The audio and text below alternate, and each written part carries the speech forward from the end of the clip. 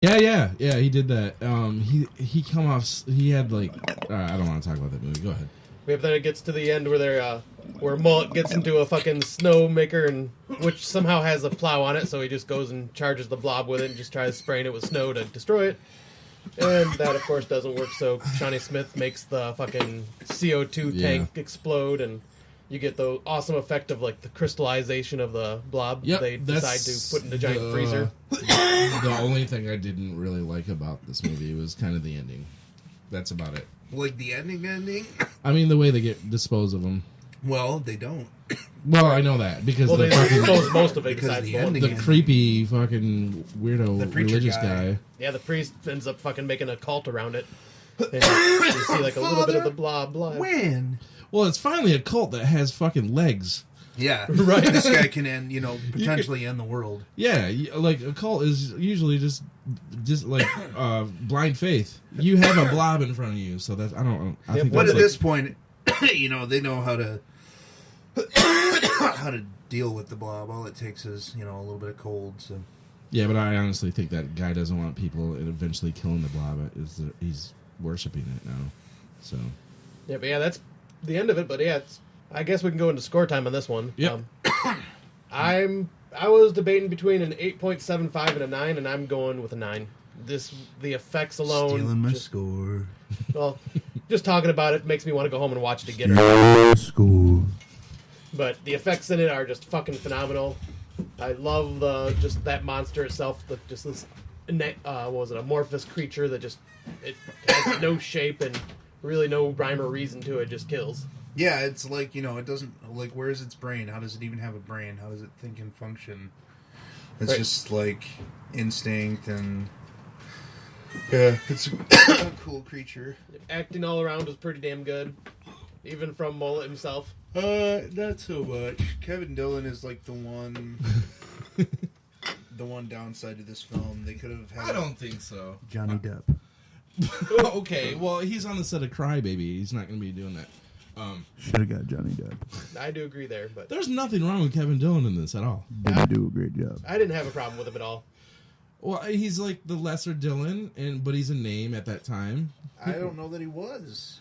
His name is nepotism, as just the brother of. Oh, it's the guy who's. They probably reached out to Matt Dillon first, and his brother answered the door because Matt Dillon's out working, his brother's sitting at home. And he's like, yeah, I'll take it. But yeah, Shawnee Smith did a great job in this.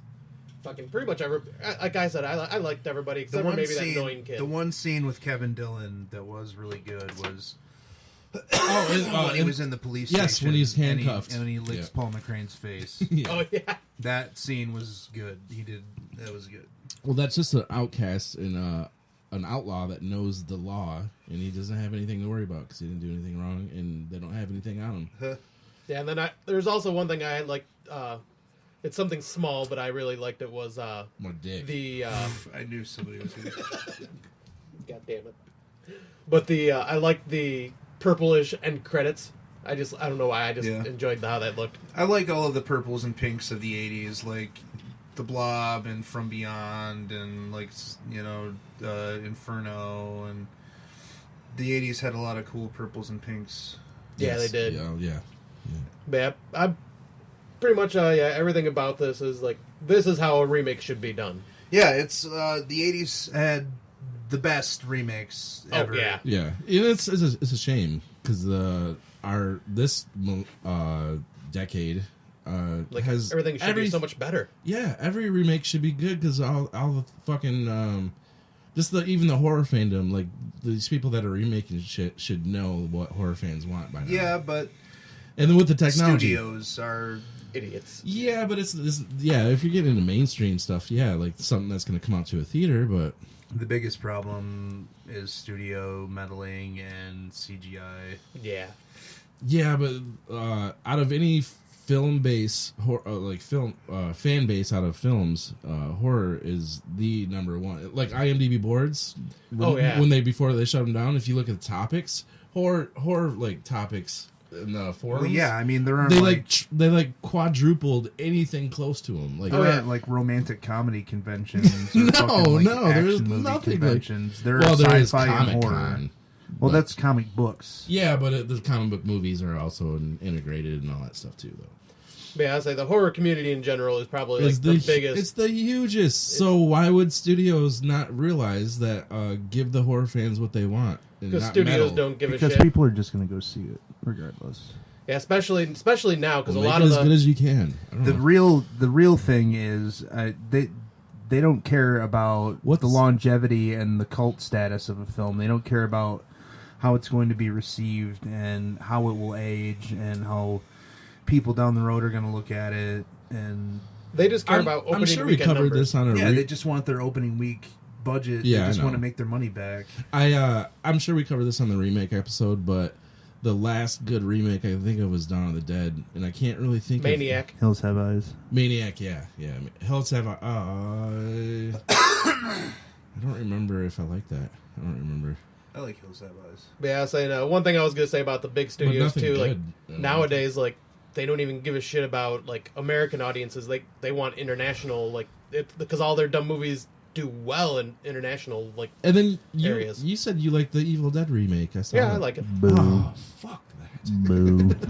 I also like the Piranha remake, too, but... The best Evil Dead remake is Evil Dead 2. Oh, it is. Oh, it is, by far. It's the best. Yeah. It's the only one that's ever going to be good. That's the only one that Like, matters. I still enjoy the remake, but it's not like... Well, you shouldn't. But you like the Friday the 13th remake, too, don't you? Yeah, I do. Fucking... I think the Nightmare on Elm Street remake, I don't think it was any good, but I think the makeup looked cooler. He looks like an actual burn victim. He does in the remake, but the movie sucked. Oh, the movie was goddamn awful. You didn't like the Freddy Krueger effects?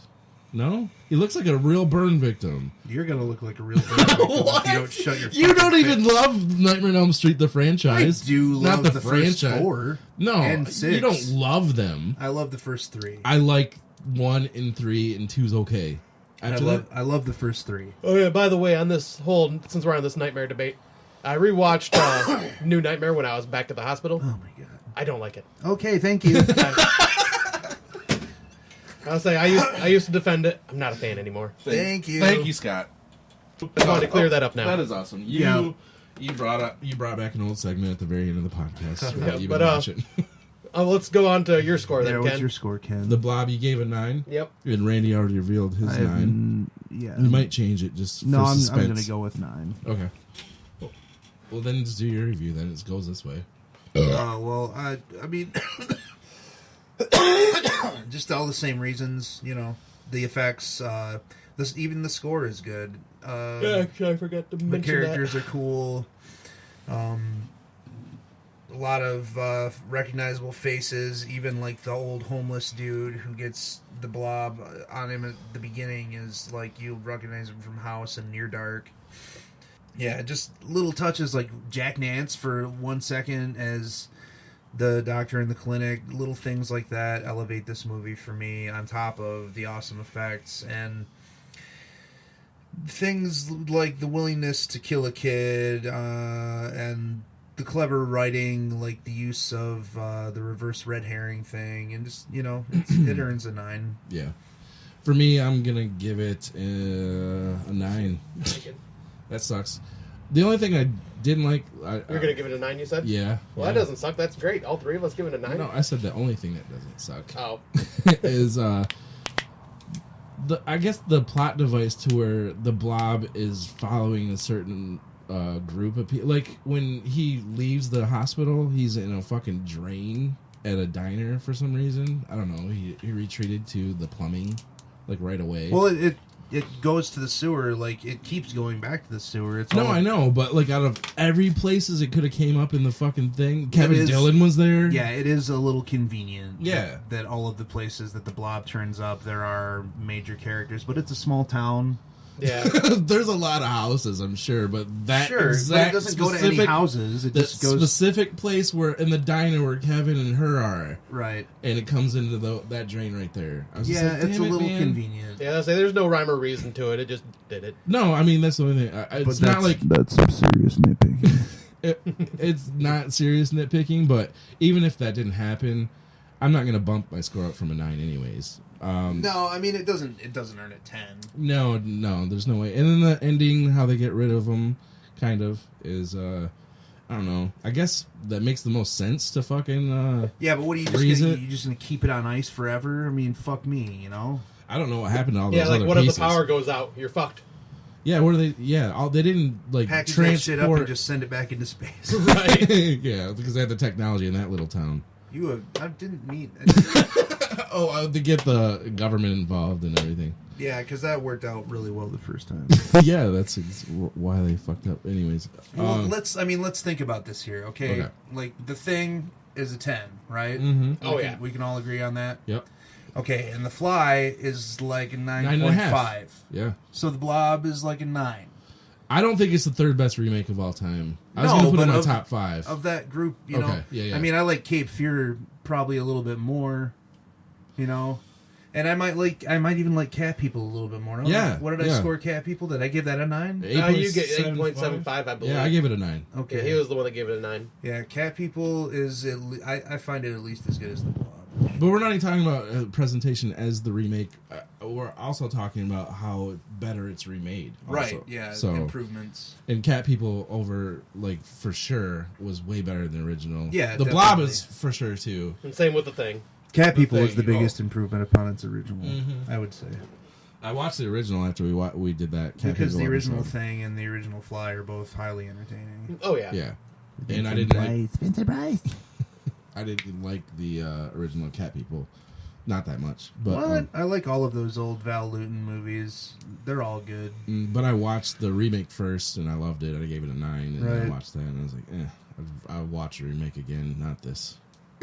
So, yeah, I gave it a 9, and the green screen effects didn't even really bother me, because I knew the time. Right. 88, and I love a lot of fucking really shitty effect movies back in the 80s, so that didn't really negate anything. The mullet lives. That mullet, dude. Yeah. It's appropriate for the time, I guess. Yeah. But they should have incorporated him into a metal lifestyle. He looked it, but... Oh. What? I have a note about that. I think Chuck Russell has some kind of fucking, glam metal fetish, because, Dream Warriors, Dokken, and this film, the end credits of this movie have Alien, Brand New Love, and earlier in the movie, their song "Feel My Love." Yeah, actually, when the last the credit song was going on, I actually had to rewind to the music in it because I want to know the name of the song. Not that I liked it, but I was like, "Is this a famous band?" And it was not Alien. really. Alien. Yeah, Alien is not. Okay, really but it's spelled different, right? No, it's spelled like Alien. Oh, it was? Okay.